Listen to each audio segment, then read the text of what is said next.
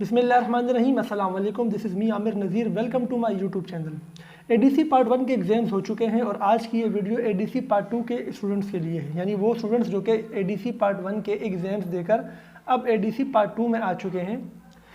इस वीडियो में मैं उनको ये बताने लगा हूँ कि आपके कौन कौन से सब्जेक्ट होते हैं।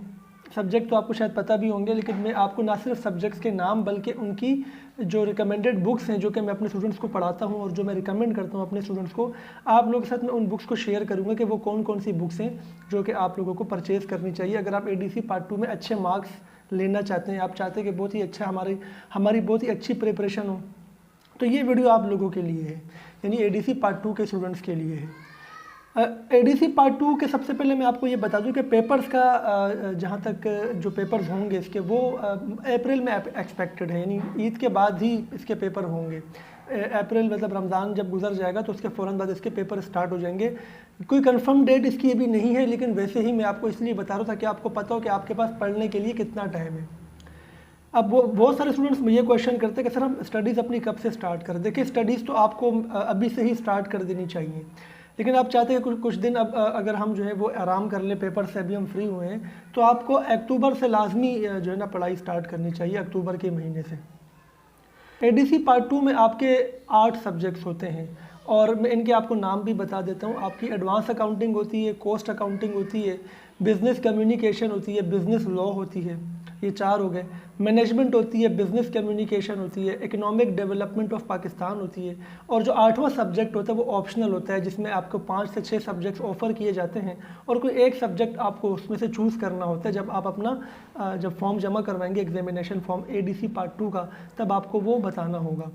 उसमें बैंकिंग है, कंप्यूटर है, ऑडिट है और प्रिंसिपल्स ऑफ इंश्योरेंस है, मार्केटिंग है, ठीक है ना। ये 5 या 6 सब्जेक्ट्स होते हैं। मैं आपको ये भी बताऊंगा कि आपको कौन सा सब्जेक्ट लेना चाहिए, तो इस वीडियो के साथ एंड तक जुड़े रहिएगा। अगर हम एडवांस एंड कॉस्ट अकाउंटिंग की बात करें, अच्छा ये मैं आपको बता दूं कि हमारे इस वीडियो की डिस्क्रिप्शन में एडीसी पार्ट 2 का कंप्लीट सिलेबस का पीडीएफ लिंक मौजूद है। वैसे बीकॉम और एडीसी के साथ सिलेबस सेम ही है, तो उस पर बीकॉम शायद लिखा हुआ होगा, लेकिन वो एडीसी के लिए भी सेम एज इट इज़ ही फॉलो किया जाएगा। जो सिलेबस मैंने डिज़ाइन किया है कि हर एक सब्जेक्ट में कितने टॉपिक्स हैं, हर टॉपिक में कितने सवाल हैं, वो सारी डिटेल उस पीडीएफ फाइल में मौजूद है। If you want to download that PDF file, just go to the description of this video, click on the link and you will find the PDF version of the syllabus. Just download it और save it and follow it. अच्छा, इस channel को भी subscribe कर लें अगर आपने अभी तक सब्सक्राइब नहीं किया, बिकॉज इस चैनल पे आपको बहुत सारा educational material, knowledge series, accounting series और अकाउंटिंग के लेक्चर्स मिलेंगे। Obviously that will help you out in your studies. अगर हम एक एक करके इन सब्जेक्ट्स को अब डिफ़ाइन करता हूँ मैं कि कौन कौन से सब्जेक्ट्स में कौन कौन सी बुक्स अब में आपको लेनी चाहिए। सबसे पहले एडवांस एंड कॉस्ट अकाउंटिंग की हम बात करते हैं। देखिए, एडवांस अकाउंटिंग और cost accounting numeric based subject है। You have to solve the numericals of the topics. तो मैंने अपने जो स्टूडेंट्स को जो रिकमेंड की है बुक में, वही आपको रिकमेंड करूँगा कि आप एडवांस अकाउंटिंग के लिए पेटी वाला की बुक लें और कॉस्ट अकाउंटिंग के लिए आप फेरोज़ कमर की बुक लें। मैं आपको वही बुक्स रिकमेंड करूंगा जो कि मैंने अपने स्टूडेंट्स को रिकमेंड की, जिससे मैं अपने स्टूडेंट्स को पढ़ाता भी हूँ। अनसॉल्व पास पेपर तो आपके पास होना चाहिए, नहीं जो 10 ईयर होता है अनसॉल्व, वो तो जाहिर सी बातें होना चाहिए, वो हर सब्जेक्ट के लिए आपके काम आएगा। बुक के हवाले से मैं आपको बता दूं कि एडवांस एंड कॉस्ट अकाउंटिंग में, एडवांस अकाउंटिंग के लिए आप फेरोज़ कमर की बुक को फॉलो करें और कॉस्ट अकाउंटिंग के लिए आप पेटी वाला की बुक को फॉलो करें, क्योंकि कॉस्ट अकाउंटिंग में जो टॉपिक्स अपडेट हुए हैं पिछले कुछ सालों से, वो आपको सिर्फ पेटी वाला की बुक से ही मिलेंगे आपको, वो चैप्टर्स आपको। लेकिन एडवांस अकाउंटिंग के लिए मैं आपको फेरोज़ कमर की बुक ही रिकमेंड करूँगा कि अगर आप फेरोज़ कमर की बुक, बिकॉज चैलेंजिंग क्वेश्चन है, बहुत ज़्यादा जो है वो मुश्किल सवाल है उसके अंदर, ईजीएस्ट टू डिफ़िकल्ट की तरफ वो जाता है। आहिस्ता आहिस्ता आपसे क्वेश्चन अगर सॉल्व करते जाएँ, so I recommend you to buy Feroz Qamar book for advance accounting, and for cost accounting you must buy Petiwala book. Business communication की अगर हम बात करें, बिज़नेस कम्युनिकेशन इंग्लिश में है, उर्दू में नहीं है। आपने प्रोफेसर अमीन खालिद की बुक लेनी है। बिज़नेस कम्युनिकेशन में आपको लेटर राइटिंग सीखनी है, रिपोर्ट राइटिंग सीखनी है, मार्केट टर्म्स सीखना है, मार्केट रिपोर्ट, बिजनेस रिपोर्ट बनानी सीखनी है, मेमोरेंडम बनाना सीखना है। So it is very technical subject. Business communication अच्छी होनी चाहिए आपकी, यानी you have to you have to be good in your communication skills. So obviously business communication plays a vital role in your career. तो business communication को सिर्फ याद नहीं करना, उसको अपनी प्रैक्टिकल लाइफ में इम्प्लीमेंट भी करना है आपने। और उसके लिए मैंने आपको बुक बता दी है, मोहम्मद अमीन खालिद की बुक। मैनेजमेंट की अगर हम बात करें तो मैनेजमेंट में भी आपने मोहम्मद अमीन खालिद की बुक ही लेनी है। ये इंग्लिश में भी आपको मिल जाएगी, उर्दू में भी मिल जाएगी, जिसमें आपको ईजी लगते हैं आप उसमें वो ले सकते हैं। इसके अलावा अगर हम बात करते हैं बिज़नेस एंड इंडस्ट्रियल लॉ की, तो अगर आप उर्दू में पढ़ रहे हैं बिज़नेस लॉ को तो आपने जो है वो नवीद नवाब की बुक लेनी है। अगर आप इंग्लिश में पढ़ रहे हैं तो इसमें 2 ऑप्शन है, नवीद नवाब की बुक भी मिल जाएगी और आपको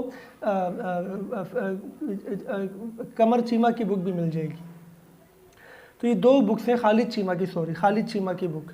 यानी एक आपको उर्दू के लिए नवीद नवाब की ही आपने बुक लेनी है और इंग्लिश में आपने खालिद चीमा या नवीद नवाब, दोनों ही ठीक है, दोनों में से कोई भी आपने बुक एक आपके पास होनी चाहिए। बिज़नेस लॉ में 2 पोर्शन होते हैं, 100 मार्क्स का होता है। जो बिज़नेस कम्युनिकेशन है और मैनेजमेंट है उसमें तो आपके 100 मार्क्स के पेपर होते हैं, 5 सवाल करने होते हैं आउट ऑफ 8 और 9। ITB तरह का, जैसे ITB का पेपर आपने किया था वैसे ही पैटर्न होता है मैनेजमेंट का भी और बिज़नेस कम्युनिकेशन का भी। लेकिन एक सवाल जो है ना बिज़नेस कम्युनिकेशन में जो आपको करना होता है लाजमी, जो कि कंपलसरी होता है, वो मार्केट टर्म्स का होता है। यानी आपको मार्केट टर्म्स डिफ़ाइन करनी होती हैं, एनी 5 आउट ऑफ 10। इसके अलावा बाकी पेपर आपका वैसे ही होता है। अगर हम बिज़नेस लॉ की बात करें तो बिज़नेस लॉ के अंदर 2 पोर्शन होते हैं, एक बिज़नेस लॉ का होता है, एक इंडस्ट्रियल लॉ का होता है। बिज़नेस लॉ 70 मार्क्स का होता है, इंडस्ट्रियल लॉ आपका 30 मार्क्स का होता है। बिज़नेस लॉ में 4 सवाल करने होते हैं, इंडस्ट्रियल लॉ में 2 सवाल करने होते हैं। इसके लिए मैंने आपको बुक बता दी है। अब हम आगे चलते हैं। अब मैं आपको इकोनॉमिक डेवलपमेंट ऑफ पाकिस्तान की बुक बताऊंगा। इकोनॉमिक डेवलपमेंट ऑफ पाकिस्तान यानी माशियात पाकिस्तान के लिए आप शेख मुबारक अली साहब की बुक लें, जिनकी बीकॉम पार्ट 1 में बहुत सारे लोगों ने आपने इकोनॉमिक्स की बुक पढ़ी होगी।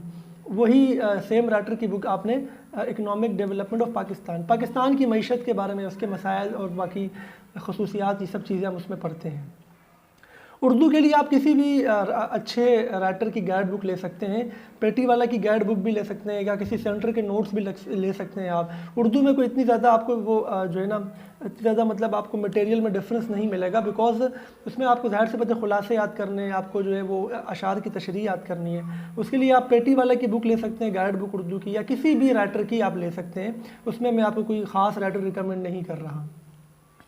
इस तरीके से अगर हम बात करते हैं ऑप्शनल सब्जेक्ट्स की, ऑप्शनल सब्जेक्ट्स में अब कौन सा सब्जेक्ट हम लें। देखिए, अगर आपने इंटर कॉमर्स में किया हुआ है और आपको जस्ट पेपर अच्छे नंबर से पास करना है, बस आप चाह रहे हैं कि बस पास हो जाए अच्छे मार्क्स से, तो आप बैंकिंग एंड फाइनेंस का जो है ना सब्जेक्ट लें, जो ऑप्शनल सब्जेक्ट है। क्योंकि बैंकिंग का जो पोर्शन है ना उसके अंदर वो 80% वही है जो आपने इंटर कॉमर्स में सेकंड ईयर में पढ़ा था, तो सेम आपको पढ़ने को मिलेगा, तो आपको इतनी मेहनत नहीं लगेगी आपकी।